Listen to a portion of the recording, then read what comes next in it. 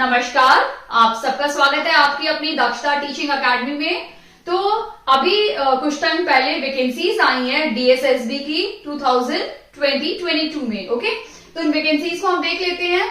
इसमें लेकिन एक चीज है कि सिर्फ 5 ही वैकेंसी आई है, मतलब 5 डिफरेंट पोस्ट की वैकेंसीज आई हैं। हम देख लेते हैं वीडियो में। सबसे पहली पोस्ट है लाइब्रेरियन पोस्ट की है। लाइब्रेरियन पोस्ट की अगर आप वैकेंसीज या सीट्स देखोगे सिर्फ 100 ही वैकेंसी आई है, ठीक है।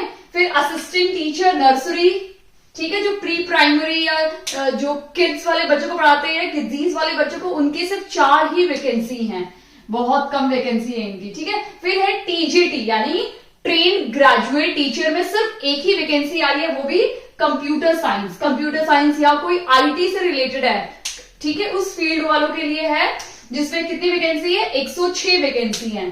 फिर आई है डोमेस्टिक साइंस टीचर या होम साइंस, किसी ने अगर होम साइंस में किया है या डोमेस्टिक साइंस में कुछ किया है तो वो अप्लाई कर सकते हैं। इस पोस्ट के लिए आपकी क्या क्वालिफिकेशन होनी चाहिए वो मैं आपको बाद में एक्सप्लेन करूंगी। तो उसकी है 201 वैकेंसीज। और लास्ट हमारा है फिजिकल एजुकेशन टीचर, यानी हमारे जो पी टीचर होते हैं या गेम्स टीचर होते हैं स्कूल में, उनकी वैकेंसी है 221। यानी अगर आप ओवरऑल देखोगे तो ओवरऑल आ जाती है ये पूरी वैकेंसी मिला के 632 वैकेंसीज हैं।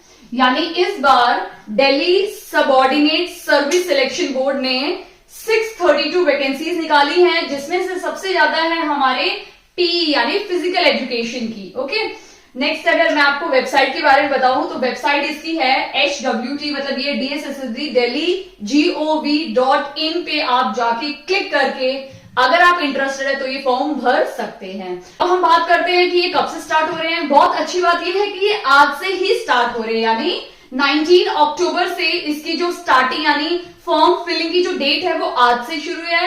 यानी इस वीडियो को देखने के बाद आप डायरेक्टली इस लिंक पे क्लिक करके फॉर्म फिल कर सकते हैं, ठीक है। ये आप फॉर्म फिल कर सकते हैं, आपको 1 महीना दिया है, यानी 19 से शुरू होकर आपको अगले महीने की 18 तारीख के बीच में आपका फॉर्म फिल कर देना है, ठीक है। यानी हमारी 18 नवंबर लास्ट डेट है, ठीक है। अभी हम एज के बारे में बात कर लेते हैं, क्योंकि एज बहुत इंपॉर्टेंट रोल प्ले करती है, क्योंकि अक्सर हमारी जो अपॉर्चुनिटीज होती है ना वो हमारी उम्र की वजह से भी निकल जाती है, ठीक है। तो इसमें मैक्सिमम एज है 30 साल, ठीक है, इसकी 30 साल मैक्सिमम एज है। तो जब भी कोई अप्लाई कर रहा है देखना कि आपकी 30 या 30 से कम उम्र हो, यानी 30 से कम उम्र वाले लोग अप्लाई कर सकते हैं। बाकी एज रिलैक्सेशन तो हर एक एग्जाम में होता है, तो इसमें भी है। अगर आप ST/SC से हैं तो आपको 5 इयर्स का रिलैक्सेशन मिलेगा। अगर आप OBC से हैं तो 3 इयर्स का। अगर आप PWD से हैं तो आपको 10 इयर्स का आपकी एज में रिलैक्सेशन मिल जाएगा। यानी ST/SC वाले 35 साल तक के हैं तो भर सकते हैं, OBC वाले 33 साल तक, और ST/SC या PWD वाले 40 साल तक की उम्र तक इस फॉर्म को भर सकते हैं। तो जो भी एलिजिबल है प्लीज आज से ही इस लिंक पे क्लिक करके अपने फॉर्म फिल कर लीजिए। अब मैं आपको बताऊंगी इनकी क्वालिफिकेशन, कि इन सब पोस्ट को अप्लाई करने के लिए आपकी क्या क्वालिफिकेशन होनी चाहिए। ओके, अभी हम क्वालिफिकेशन देखते हैं कि डिफरेंट पोस्ट के लिए क्या क्या क्वालिफिकेशन चाहिए। तो सबसे पहले हमारी है लाइब्रेरियन की। ओके, तो लाइब्रेरियन के लिए क्या क्या चाहिए, आपकी डिग्री होनी चाहिए या बैचलर डिग्री होनी चाहिए आपके पास लाइब्रेरी सब्जेक्ट में, या फिर आपके पास आप डिप्लोमा होल्डर होने चाहिए लाइब्रेरी में, ठीक है, लाइब्रेरी साइंस में आपका डिप्लोमा होल्डर होने चाहिए, या फिर आपके पास 2 साल का एक्सपीरियंस होना चाहिए लाइब्रेरी में या कंप्यूटराइज्ड लाइब्रेरी में। ओके, यानी कंप्यूटराइजेशन ऑफ द लाइब्रेरी, ठीक है। अभी हम नेक्स्ट सेकंड पोस्ट के लिए देखते हैं। सेकंड पोस्ट क्या है, नर्सरी टीचर, ठीक है।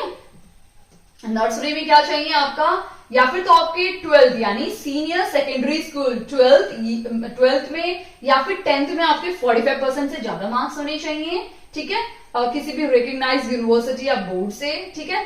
आपके पास डिप्लोमा या सर्टिफिकेट होना चाहिए नर्सरी टीचर एजुकेशन का, प्रोग्राम का, of the duration not less than 2 years, ठीक है। 2 साल से कम नहीं होना चाहिए, कम से कम 2 साल का आपके पास डिप्लोमा होना चाहिए कि आपने एक नर्सरी टीचर के उसमें डिप्लोमा किया हुआ है, ठीक है।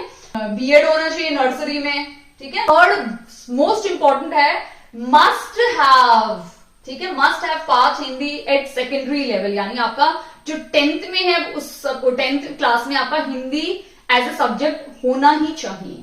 ठीक है, काफी लोग संस्कृत ऑप्ट करते हैं तो वो लोग यहाँ एलिजिबल नहीं हो सकते हैं, क्योंकि 10th में सीबीएसई प्रोवाइड करता है। आजकल तो काफी सारी और चीजें आ गई हैं, काफी सारे और सब्जेक्ट्स आ गए हैं, बट अगर हिंदी है तो आप अप्लाई कर सकते हैं। हिंदी नहीं है आपके पास, कई लोग संस्कृत ऑप्ट करते हैं हिंदी की जगह पे, या रीजनल लैंग्वेज भी ले लेते हैं, उस टाइम पे you are not eligible. Okay, अभी हम देखते हैं TGT computer science.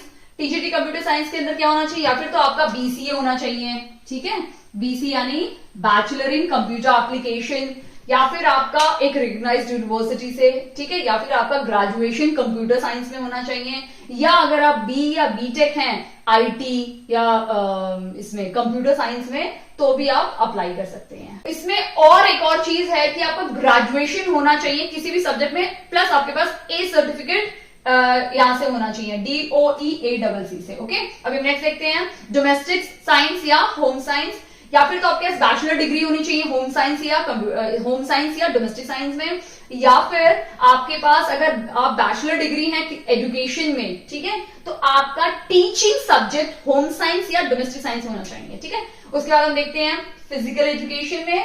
Physical education में क्या है, आपका ग्रेजुएशन होना चाहिए। ठीक है, फिजिकल एजुकेशन या हम बोल सकते हैं उसको हम क्या बोलते हैं, BPED, यानी जो नॉर्मल लोग बीएड करते हैं उसी जगह पे जो फिजिकल टीचर, जो फिजिकल एजुकेशन टीचर होते हैं वो क्या करते हैं, BPED करते हैं। ठीक है, तो ये आपका होना चाहिए। ठीक है, तो ये सब रिक्वायरमेंट है, यानी ये सब क्वालिफिकेशन है। अगर आप फुलफिल करते हैं तो आप ये फॉर्म फिल कर दीजिए। अभी बाकी डिटेल्स हम आगे वीडियो में देखते हैं। अभी हम बाकी डिटेल्स देख लेते हैं। सबसे पहले हमारी कि एग्जाम का पैटर्न कैसा होगा, ऑनलाइन या ऑफलाइन। बहुत सिंपल है, आजकल ऑफलाइन तो कैंसिल हो ही गया है, तो ये एग्जाम होगा आपका ऑनलाइन एग्जाम होगा। ठीक है, एग्जाम का जो टाइमिंग है, ठीक है, वो होंगे आपके 2 घंटे का पेपर होगा।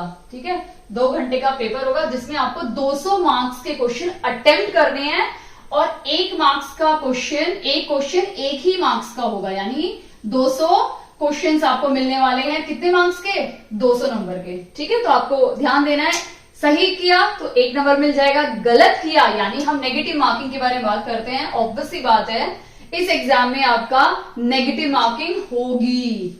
ठीक है, यानी अगर आपने गलत किया तो आपका माइनस हो जाएगा 0.25 मार्क्स, यानी 1/4 नंबर आपके कट जाएंगे 1 में से। ठीक है, तो अगर आपने एक क्वेश्चन सही किया तो 1 नंबर मिल जाएगा, उसका अगला ही आपने गलत कर दिया तो इसमें से 1/4 कट जाएगा, यानी 3/4 मार्क्स आपके हो जाएंगे। ठीक है, इसको टोटल करेंगे, अगला फिर से गलत कर दिया तो ये आधा नंबर हो जाएगा, यानी इस एग्जाम में आपकी नेगेटिव मार्किंग होगी। ठीक है, अभी हम एग्जामिनेशन पैटर्न के बारे में डिस्कस कर लेते हैं। एग्जामिनेशन पैटर्न क्या है, एग्जामिनेशन पैटर्न ना 1 टायर होगा। ठीक है, 1 टायर होगा जिसमें आपके 2 सेक्शन आएंगे, सेक्शन ए, ठीक है, ये पूरा सेक्शन ए में आएगा। ठीक है, सेक्शन ए में क्या क्या आने वाला है, आपका जनरल अवेयरनेस आएगा 20 नंबर का, फिर आएगा आपका रीजनिंग, वो भी 20 नंबर का, फिर आपका आएगा क्वांटिटेटिव एप्टीट्यूड, वो भी 20 नंबर का। ठीक है, फिर इंग्लिश और हिंदी दोनों 20-20 नंबर के आने वाले, यानी ये पूरा पेपर आपका होगा 100 मार्क्स का। ठीक है, 100 मार्क्स का ये पेपर होने वाला आपका। उसके बाद आपका एक और आएगा सेक्शन बी। सेक्शन बी भी आपका कितने मार्क्स का होगा, 100 नंबर का होगा, जिसमें आपका सब्जेक्ट कंसर्न आएगा, यानी सेक्शन बी भी कितने मार्क्स का होगा, 100 मार्क्स का होगा, तो वो आएगा आपका सब्जेक्ट कंसर्न। ठीक है, सब्जेक्ट कंसर्न में क्या क्या पूछेंगे, अगर आपने लाइब्रेरियन के लिए अप्लाई किया तो लाइब्रेरी से रिलेटेड, यानी लाइब्रेरी साइंस से रिलेटेड आपके क्वेश्चंस आएंगे। आपने अगर कंप्यूटर साइंस के लिए अप्लाई किया तो कंप्यूटर साइंस से रिलेटेड आपके क्वेश्चंस आने वाले हैं। अगर पीई टीचर के लिए आप अप्लाई कर रहे हैं तो ऑब्वियसली बात है, पीई टीचर से रिलेटेड जो आपने उस टाइम पे आपने थ्योरी में पढ़ा है वो सब आपका सब्जेक्ट कंसर्न में पूछा जाएगा। ओके, और अभी क्वालिफाइंग मार्क्स तो हमें चाहिए ही चाहिए इस एग्जाम में, क्योंकि क्वालिफाइंग होने के बाद ही एक होप बढ़ती है कि हमें इंटरव्यू कॉल आएगा या नहीं आएगा। ठीक है, तो क्वालिफाइंग मार्क्स इसके हैं। अगर आप जनरल कैटेगरी से आते हैं तो आपके 40% मार्क्स आपके क्वालिफाइंग मार्क्स हैं। ओबीसी के लिए है 35%, ST/SC के लिए 30%, एंड अगर आप एक्स सर्विसमैन हैं तो आपके 30% क्वालिफाइंग मार्क्स हैं। जो ओबीसी का है ये सिर्फ जो दिल्ली में रहते हैं उन्हीं के लिए बेनिफिट है, ये जो 35% या जो रिजर्वेशन है या एज रिलैक्सेशन है वो सिर्फ ओबीसी जो दिल्ली में रहते हैं उन्हीं के लिए मिलेगा। As such apply all India आप कर सकते हो, बट आपको जो बेनिफिट मिलेगा, जो भी इस एग्जाम के जो भी बेनिफिट्स होंगे, वो जो दिल्ली में रहते हैं उनको थोड़े ज्यादा बेनिफिट्स मिलेंगे। अदरवाइज आप अगर किसी और स्टेट से अप्लाई कर रहे हो तो आप जर्नल में ही काउंट होंगे। ओके, आई होप आपको सारी डिटेल्स मेरी वीडियो के थ्रू आपको मिल गई है। कोई भी डाउट है तो कमेंट सेक्शन में आप कमेंट करके मुझसे पूछ सकते हैं। वीडियो अच्छी लगी तो प्लीज वीडियो को लाइक कीजिए, चैनल पे नए हैं तो प्लीज चैनल को सब्सक्राइब कीजिए। दक्षता टीचिंग अकेडमी। Thank you.